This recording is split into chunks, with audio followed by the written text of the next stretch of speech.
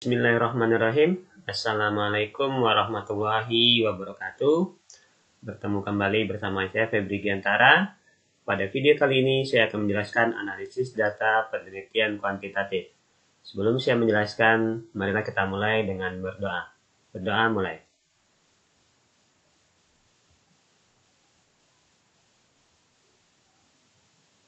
Berdoa selesai. Analisis data penelitian kuantitatif yang ingin saya jelaskan kali ini ada kaitannya dengan video sebelumnya, yaitu uji parametrik dan uji non-parametrik. Di mana pada video sebelumnya uji parametrik dan uji non-parametrik tersebut dipergunakan untuk menganalisis data penelitian, yaitu penelitian kuantitatif. Jadi ini kelanjutan daripada video sebelumnya. Dan pada video kali ini hasil akhir yang saya harapkan adalah, pertama, kita semua mengetahui berbagai macam analisis data untuk jenis penelitian kuantitatif. Yang kedua, mampu menggunakan salah satu dari analisis data penelitian kuantitatif untuk proses menganalisis penelitian yang kita lakukan pada semester berikutnya. Kita lihat bersama-sama langkah awal yang harus kita lakukan dalam analisis data penelitian kuantitatif adalah, sebelum kita menganalisis data, kita lakukan yang pertama adalah melihat validitas dari instrumen yang kita buat. Ya. Kita melihat validitas dari instrumen yang kita buat.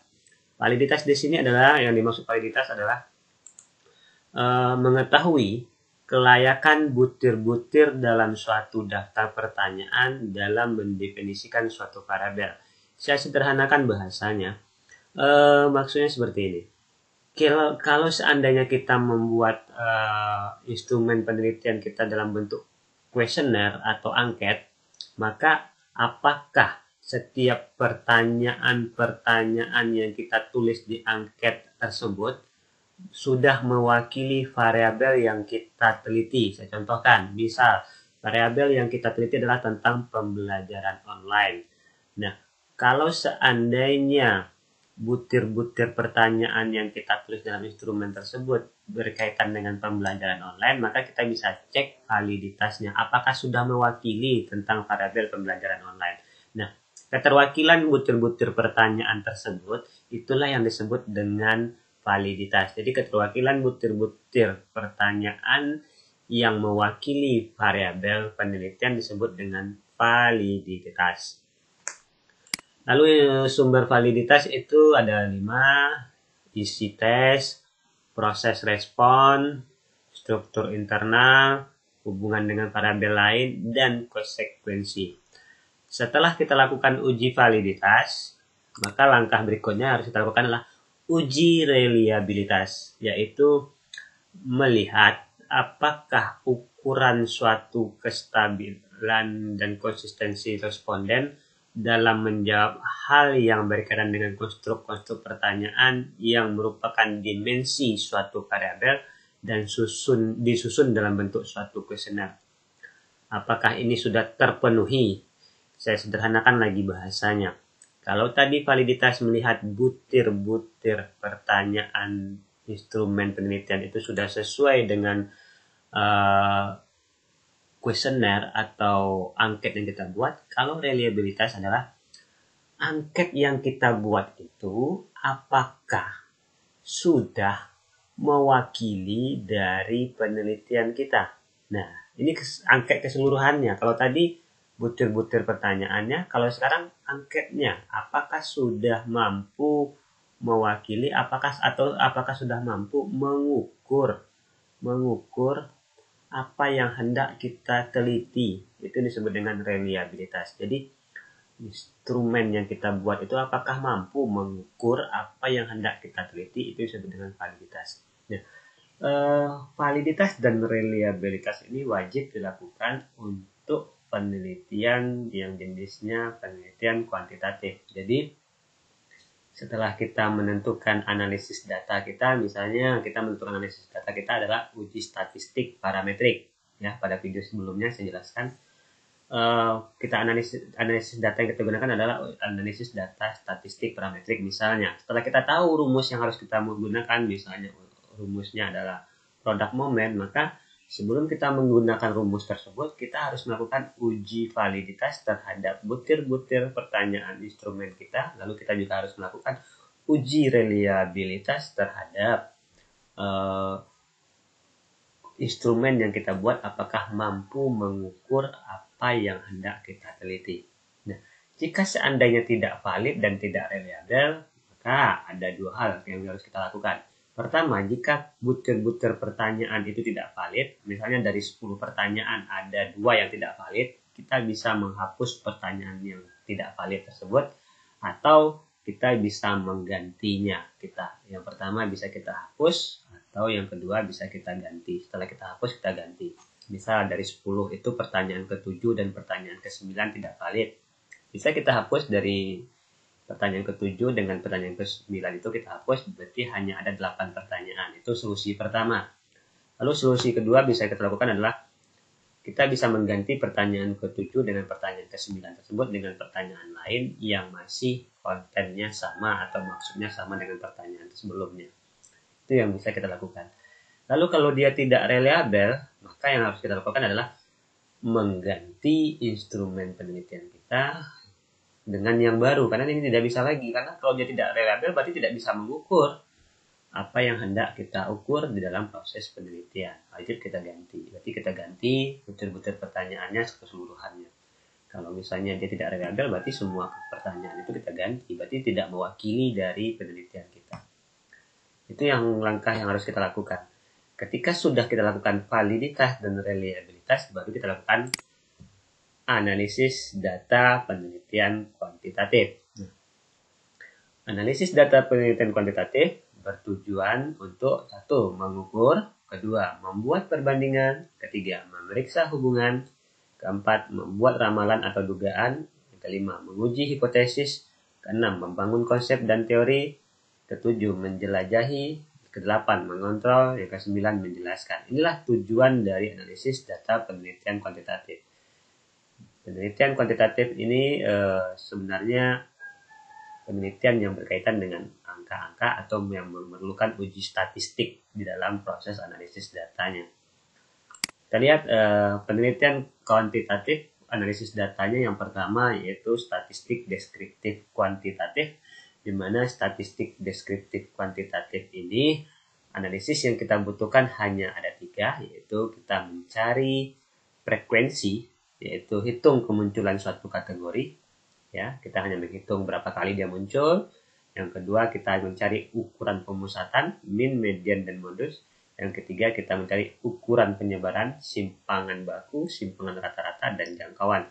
3 hal ini yang harus kita lakukan dalam statistik deskriptif kuantitatif. Ya, dan contohnya kita bisa mencari seperti ini. Misal dalam pembelajaran online itu siswa kita lihat pertemuannya per minggu, berapa kali dia menggunakan proses pembelajaran online. Misalnya dalam seminggu itu menggunakan proses pembelajaran online 3 kali, berarti frekuensi yang muncul 3 kali gitu. Lalu setelah itu kita cari nilai rata-ratanya, nilai mediannya, nilai modusnya, nilai simpangan bakunya, simpangan rata-rata, dan jangkauannya. Rumus-rumus ini bisa kita cari pada referensi tambahan, bisa dibaca di buku-buku tambahan rumus median, rumus min, rumus modus, simpangan baku, simpangan rata-rata, dan jangkauan. Yang berikutnya yang bisa kita lakukan adalah statistik inferensial. Ini pada level kedua.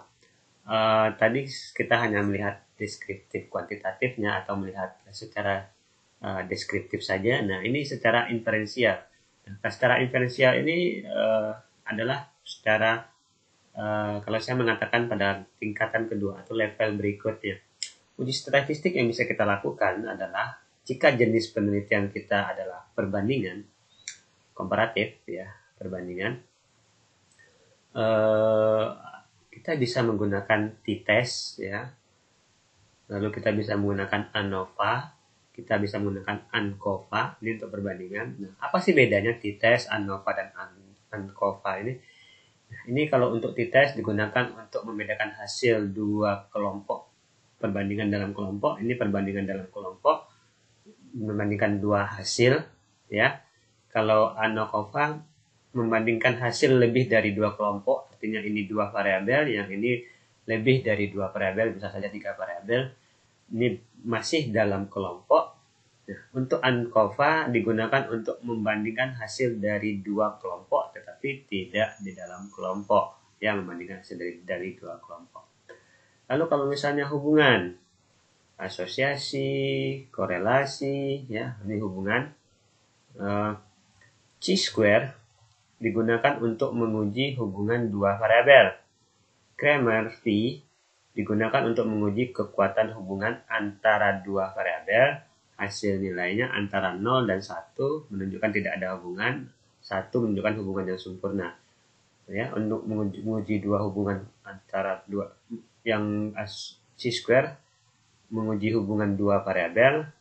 Nah, ini kalau untuk Cramer-V kekuatan hubungan, ya. Seberapa besar sih kekuatan hubungannya? Product moment, Gaussian product moment correlation digunakan untuk menentukan kekuatan dan arah hubungan. Ini kekuatan dan arah hubungan.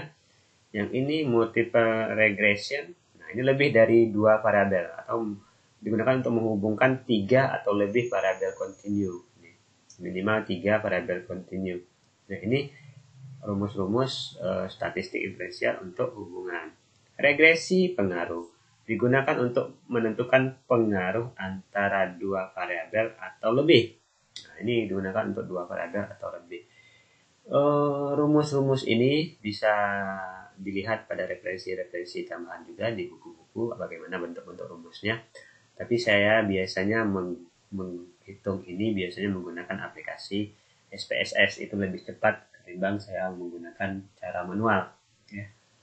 Kalau di SPSS tinggal memasukkan saja angka-angkanya langsung jadi. Kalau untuk manual dia butuh proses. Kesimpulan yang bisa saya ambil pada pertemuan kali ini adalah sebelum kita melakukan analisis data penelitian kuantitatif, langkah awal yang kita lakukan adalah kita tentukan dulu jenis analisis data kita, uji parametrik atau uji non-parametrik. Setelah kita tahu uji yang kita lakukan, langkah berikutnya adalah kita cek validitas dan reliabilitas instrumen yang kita buat. Validitasnya yaitu butir-butir pertanyaannya apakah sudah mewakili variabel yang dibuat. Reliabilitas apakah instrumen yang kita buat mampu mengukur apa yang hendak kita teliti. Jika dua hal tersebut sudah terpenuhi, barulah kita tentukan analisis datanya. Analisis data yang bisa kita lakukan adalah kita bisa menggunakan dari hal yang sederhana, statistik deskriptif kuantitatif. Kalau judul penelitian kita itu sederhana, tidak mencari hubungan, tidak mencari perbandingan, tidak mencari pengaruh. Tapi